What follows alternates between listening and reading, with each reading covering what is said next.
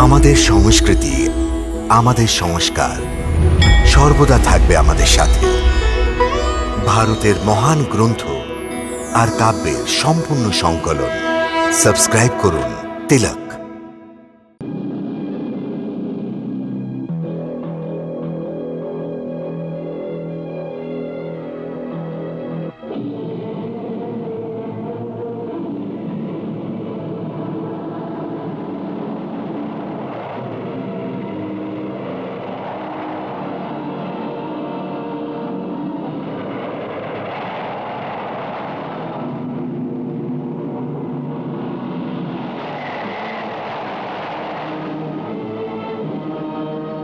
দাঁড়াও!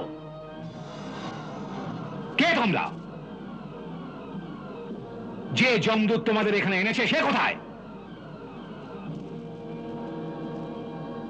আমাদের কোনো যমদূত আনেনি, আমরা স্বয়ং এসেছি।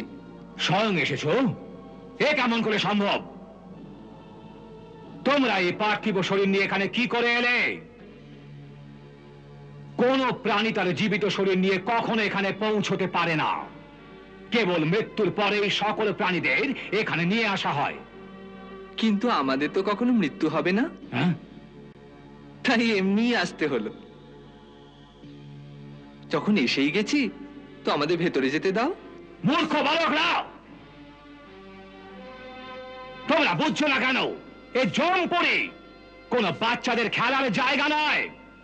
কিন্তু আমরা তো খেলতে আসিনি, আমরা তো যমরাজের দর্শন করতে এসেছি। আমার তোমাদের বালসুলভ ব্যবহারের দয়া হচ্ছে। কে জানে কে তোমাদের ভুল বুঝিয়ে এখানে পাঠিয়ে দিয়েছে। আরে অবুঝ বালকরা, তোমরা বুঝছো না কেন? এই পার্থিব শরীরকে নিয়ে প্রভু যমরাজের দর্শন সম্ভব নয়। কেবল মৃত্যুর পরেই প্রাণীদের ওর দর্শন সম্ভব হয়।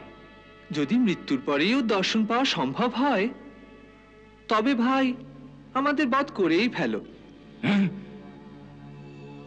কিন্তু আমরা তোমাদের মারতে পারি না। কেন? কারণ যে কোনো প্রাণীর মৃত্যু তার ইচ্ছায় যখন চাই করতে পারি না। সকল প্রাণীর মৃত্যুর সময় নির্ধারিত হয়ে আছে, আর যখন সেই নির্ধারিত সময় আসে তখন কাল প্রভুর আজ্ঞায় যমদূত সেই প্রাণীর প্রাণ হরণ করে। এর পূর্বে তো স্বয়ং যমদূত তাকে মারতে পারে না। তবে তো সমস্যা বড়ই গুরুতর হয়ে গেছে। তুমি আমাদের মারতে পারো না, আর মৃত্যু বিনা আমরা ভেতরে যেতে পারি না। তবে এক কাজ করো, যদি আমরা ভেতরে যেতে না পারি তবে যমরাজকে বলো যেন উনি বাইরে আসেন, কারণ আমাদের ও দর্শনের পরম আবশ্যকতা আছে। এ কেমন অসম্ভব কথা বলছো? ওকে কি করে এখানে ডাকতে পারি?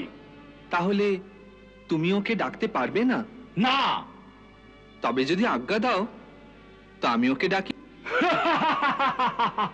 ডাকো, যদি ডাকতে পারো তো।